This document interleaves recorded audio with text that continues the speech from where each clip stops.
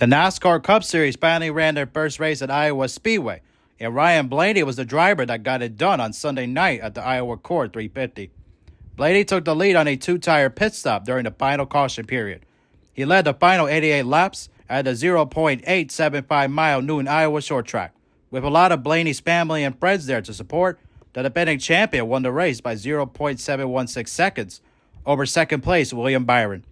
Byron had 4 new Goodyear tires after a pit stop for Chris Buescher's accident on lap 260. The win was Blaney's first of the year and the 11th of his career. Blaney has now won in all 3 of NASCAR's National Series at Iowa specifically, which he did in the Craftsman Truck Series in 2012 and the Xfinity Series in 2015. Blaney led a total of 201 of the 350 laps on a track that had been repaved in the bottom 2 lanes in the quarters.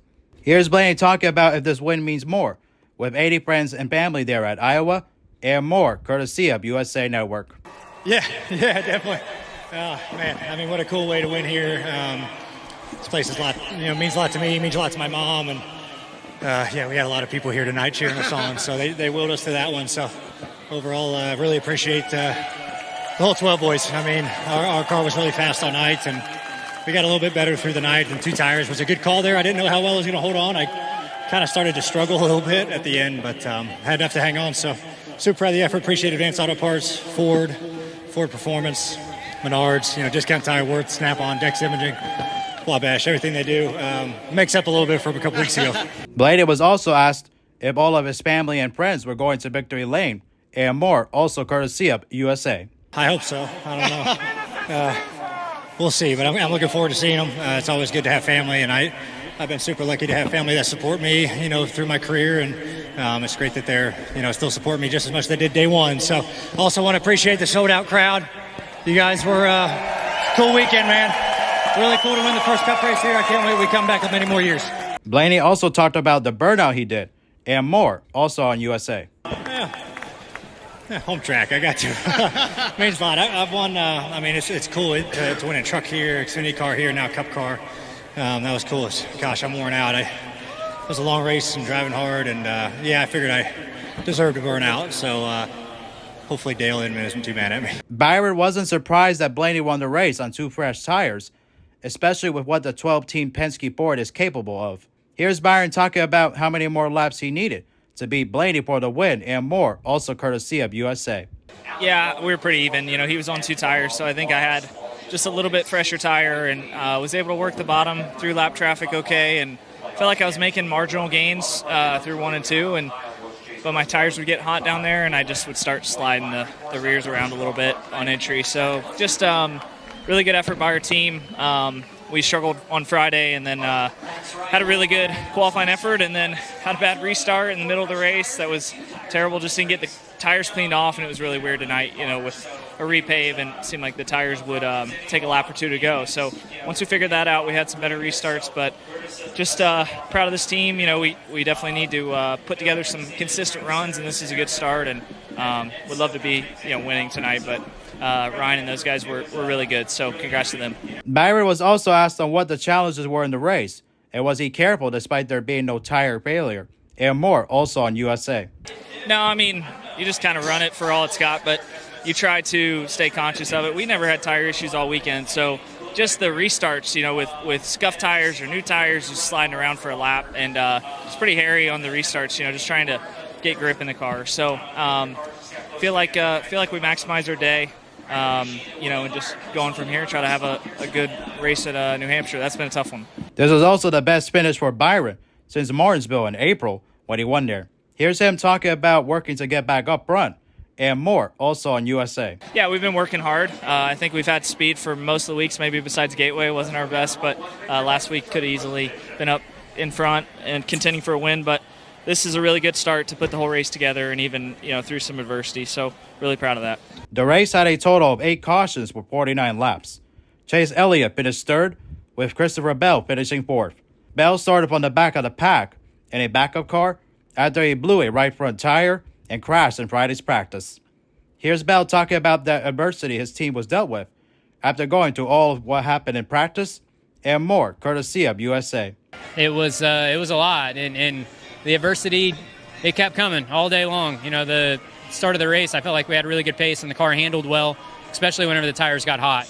And then the strategy completely backfired on us in stage 2 and got us buried.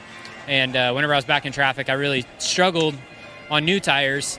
I don't know why that was. I mean, I was the slowest car in the field on new tires, and then all of a sudden they'd get hot, and I'd be one of the fastest cars. So overall, it was a very great weekend for the Ream team to show up and go to the top of the charts in the primary early in practice, have the tire failure, and then come back with a backup car and be very competitive is a lot of effort. And these guys deserve all the credit because I can't explain to you guys how hard it was to prepare this backup car in the NASCAR Cup Series garage.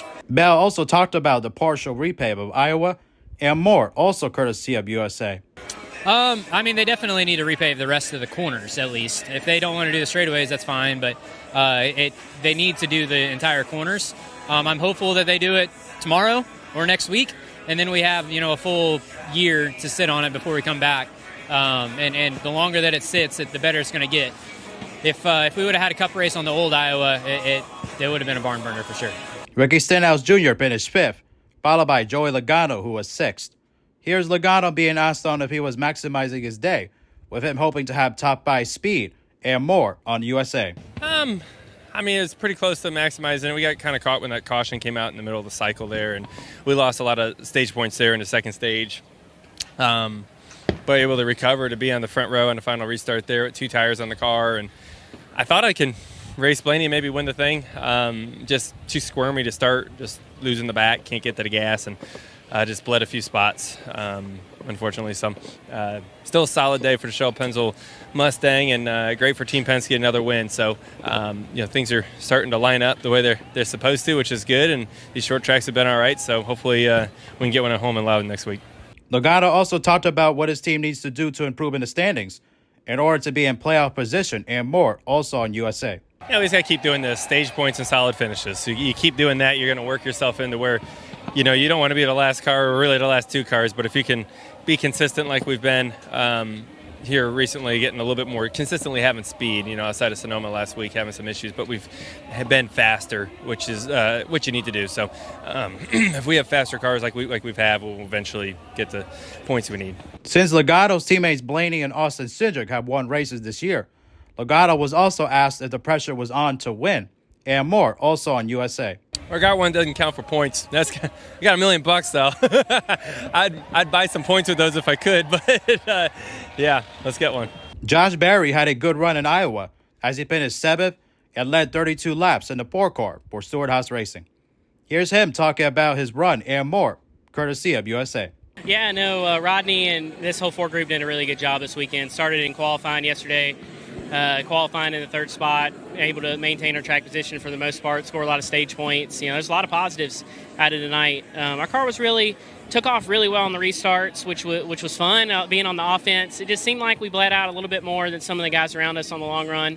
So just something to look at. But, all in all, we were leading on that last stop and decided to take 4 and just didn't, the restart didn't go our way. The 47 didn't get a great restart. That kind of knocked me back a couple rows and just got mired back and lost a little track position. But, all in all, just really proud of the effort tonight. Really solid day. Just thank you so much to everybody at Stewart-Haas Racing, Ford, Overstock, Marcus Lemonis for stepping up and sponsoring all these races for us. And I don't know, man. I mean, I don't know. I guess, that was fun thinking about that moment, if that could come. And I feel like, I deserve to be, racing these cars week in and week out. And I think I've done about all I can do besides winning a race to prove that. Here's Barry also talking about his guys at Stewart-Haas Racing, knowing they're all fighting for their jobs next year due to the organization closing down and more, also on USA. Yeah, I mean, these guys are, they're racers through and through, professionals, just absolutely top-notch group right here on this 4 team. And we're going to fight to the very last lap at Phoenix without a doubt. And we're just getting better and better. We're just showing more and more potential week in and week out. I think sometimes I forget even that I'm a rookie, right? So I think sometimes people forget that I'm a rookie, and I'm still learning all this stuff and making mistakes here or there. But, man, this group, Rodney, Cheddar, Dax, Eddie up top, man, these guys are doing an amazing job, and it's been a privilege to race with them this year. And like I said, we're gonna fight all year long, and we're leading there with 70 laps to go. I bet everybody was thinking, what if this happens tonight? The rest of the top 10 was Alex Bowman 8th, Daniel Suarez 9th, and Brad Keselowski 10th. Here's Suarez talking about his top 10 run, which was his first since April, and more, also courtesy of USA. It definitely feels good because our short track package has been a little bit off most of the year, and to come here, to Iowa for the very first time and perform the way that we did. We qualified well. We qualified 13. We run most of the race in the top 10, and I feel like at times we had a top 5 cars. At times we had a top 10 car, and we finished right there. So very happy with the effort. It's definitely a step in the right direction. Obviously, we want to win, but we have to make steps in the right direction, and this race was definitely one of them. So I can thank everyone enough at Trackhouse, all my group, 99, the one team, Kubota that was on board with a very, very cool design this weekend. So it was a solid weekend. Everything changed after the second restart of the race. Larson had just taken the green and white checkered flag and won his 8th stage of the year.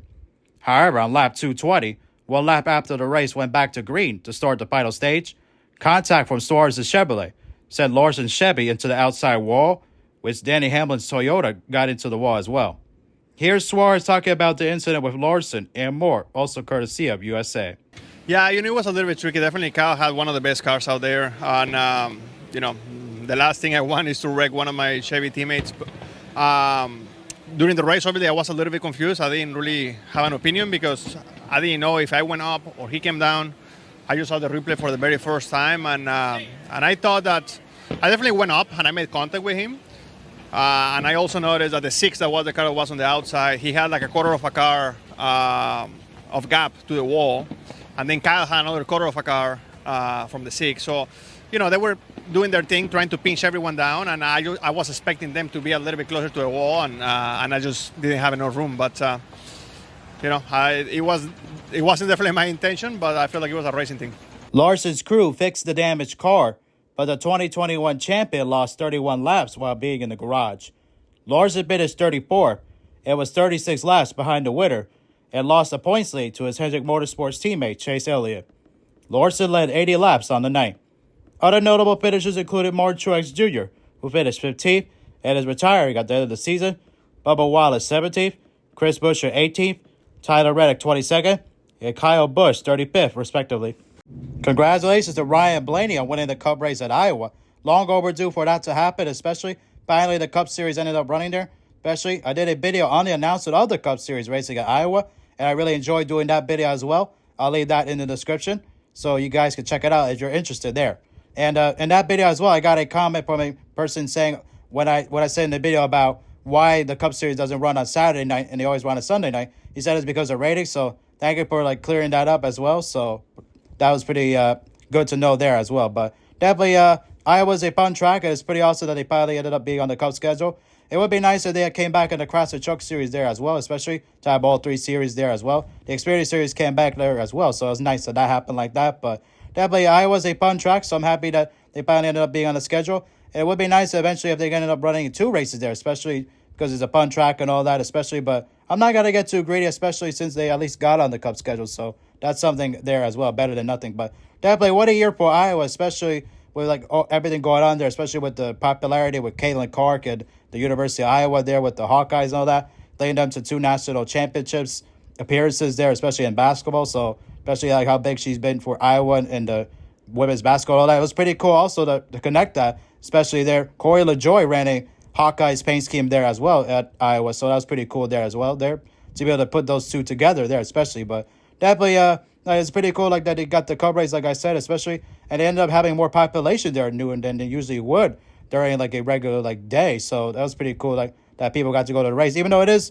doesn't have the seating of a bigger track, but still pretty cool, especially nonetheless that they got to run there and at night, especially. So I like that as well, especially short track should be run at night. So definitely pretty cool that NASCAR did there as well. So definitely they're a long time coming from Blaney as well to be able to get back to victory lane, especially how his teammate won already in Austin Cindric. Blaney had that heartbreak at Gateway. It looked like he had that race won, especially. He was cruising there, especially, but unfortunately he ran out of fuel. So this was nice redemption for him to be able to win there at Iowa, especially how he has a lot of family and friends there as well, especially with his mom being from Iowa. So that's pretty cool connection there as well, especially there. So definitely, like, he's had success there in the lower series as well. So pretty cool that he got to win there at that track, especially. But definitely a much needed win for him, especially he hadn't won all year, especially since he hadn't won since Martinsville last fall and all that, especially. But definitely, Ford continues to have more success, especially lately, and definitely I think Legato will definitely be able to get some info from Cindric and Blaney there as well, and I think he's going to win at some point there as well. Definitely, he's going to have to be able to get that input, so that'll help them there as well to be able to win there. But definitely, like I said, congratulations to Blaney on winning at Iowa, especially to be able to do that, especially with all the people that he had there. Is pretty cool, especially, as I said, to have that honor of being the first driver to win at Iowa in the Cup Series, and yeah, hopefully it'll be there for years to come and all that. So pretty cool there, especially to how that happened there. But definitely, like Rusty Wallace, shout out to him, especially he was the one who designed the track and all that. It's pretty cool, like, to be able to see him, like, his track be on the Cup schedule and all that. And he was on the radio at MRN as well to be able to be there at the race as well. So that was pretty cool that he got to do that and all that. And shout out to NASCAR, Ben Kennedy, Steve Phelps for getting this to happen, all that. Pretty awesome that it happened. And definitely it was a fun race and all that, especially seeing pretty wide at times there, especially short track racing. Especially usually is exciting, even though with the next gen car it's been kind of questionable. But the Iowa track is fun and all that, especially Iowa Speedway. So I'm excited that they end up being on the schedule, and I look forward for that to happen for years to come. Anyways, hope you guys enjoyed. Don't forget to leave a like, and if you are brand new, subscribe. And we'll see you guys in the next video. Peace.